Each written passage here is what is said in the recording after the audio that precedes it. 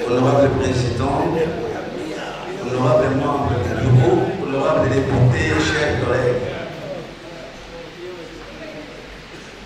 Je suis le même chemin comme des amis. Au soir de la prise de parole devant cette auguste assemblée, je tiens d'abord à remercier l'équipe qui s'est abattie pour mettre en œuvre ce travail. Un travail de titan que je personnellement apprécie.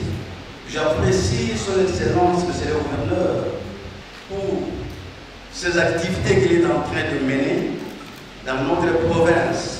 Et surtout quand je vis dans le travail que cette fois-ci on a repris à appuyer le chef de village de notre province. Les doléances, toujours quand nous sommes en vacances parlementaires, nous dérangent.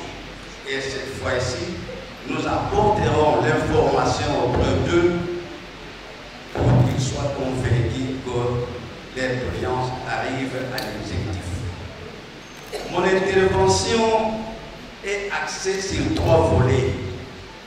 Le premier concerne l'éducation, le deuxième, les infrastructures, et le troisième, les taxes. Concernant le volet éducatif, je voudrais vous mettre au bain d'une pensée de M. Platon concernant l'éducation. Je cite: si les cordonniers font mal leur travail, les Athéniens seront mal chaussés. Mais si les éducateurs accomplissent mal leur travail, la patrie est conduite à la ruine. Merci, Son Excellence.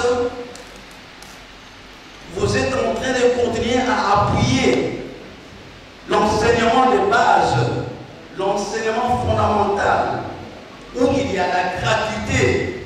On se disait que deviendront les enseignants. Mais au niveau de notre province, un appui arrive tout le temps au niveau des enseignants. Et ils en sont très contents, très fiers, et ils vous en remercient.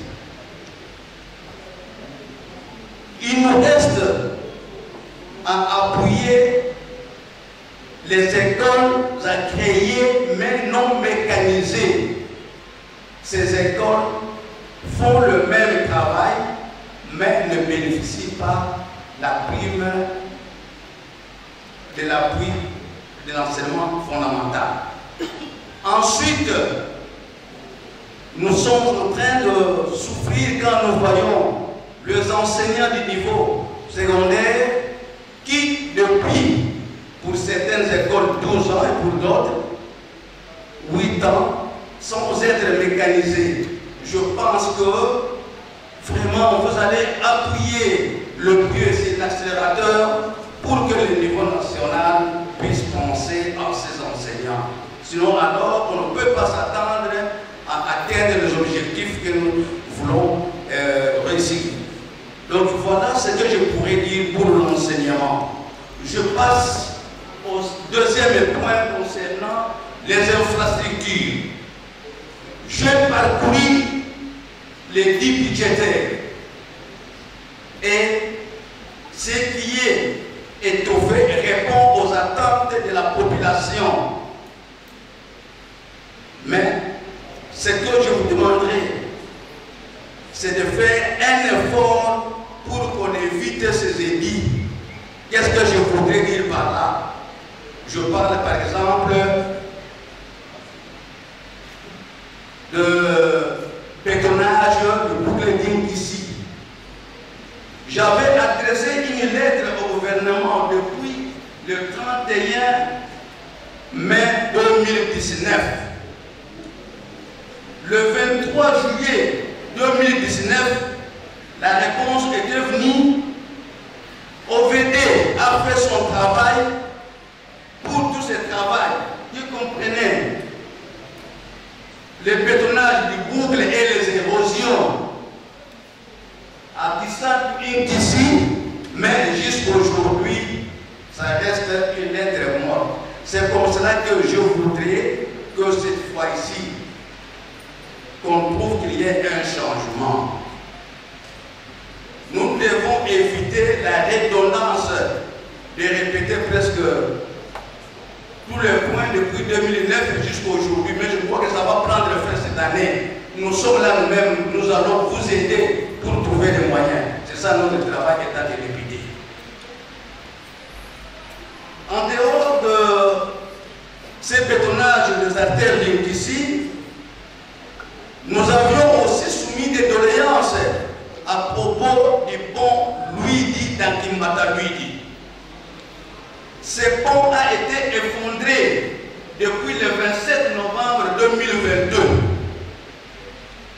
J'avais adressé une correspondance au niveau de l'exécutif.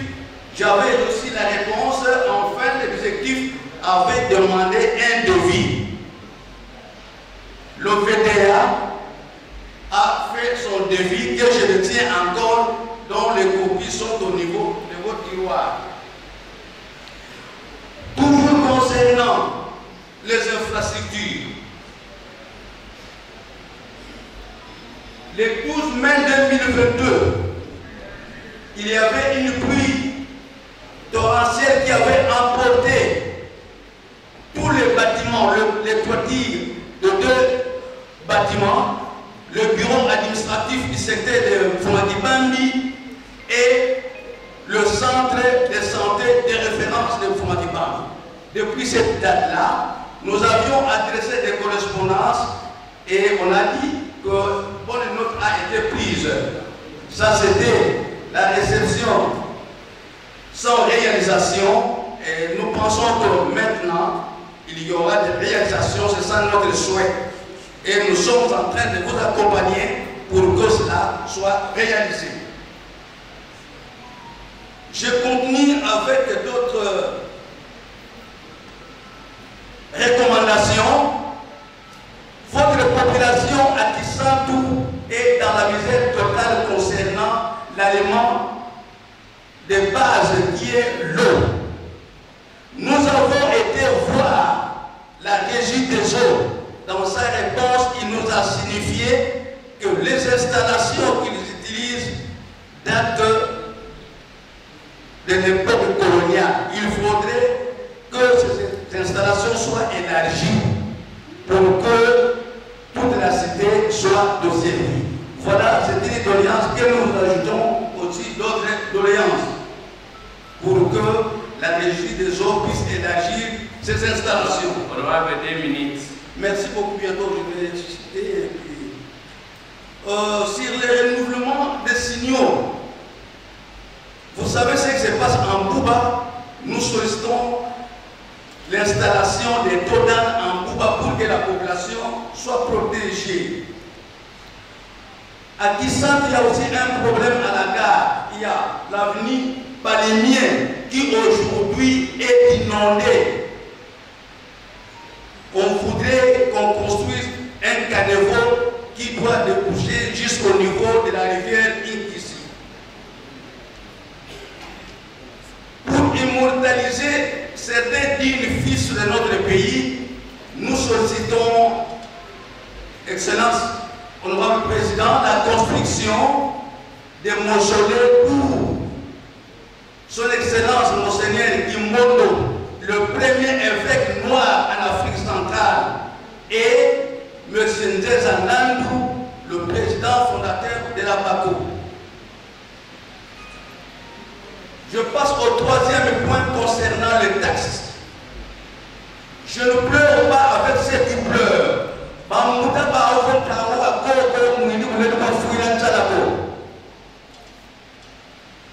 Nous sommes en train de chercher de voies moyens pour avoir des taxes et réaliser ces budgets.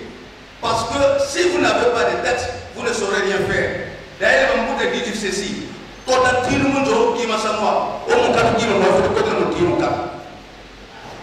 J'insiste encore, c'est une redondance pour moi. La fois passée, j'avais parlé des taxes de l'OEPK.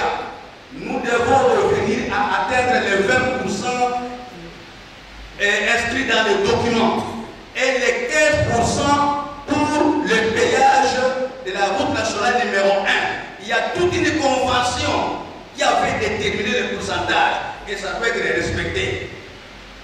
Je crois après ici, nous trouverons un temps d'être ensemble pour résoudre tous ces problèmes. Le dernier problème que j'ajoute, c'est celui de l'électricité. Les installations sont dans notre province et nous sommes obligés de bénéficier des taxes. Il faut qu'on soit avec le ministre de l'économie et de l'énergie à Kinshasa. On a une commission pour que nous puissions mettre fin à cette situation. Je demande aux collègues de voter massivement notre édit budgétaire pour que la province décolle. Merci.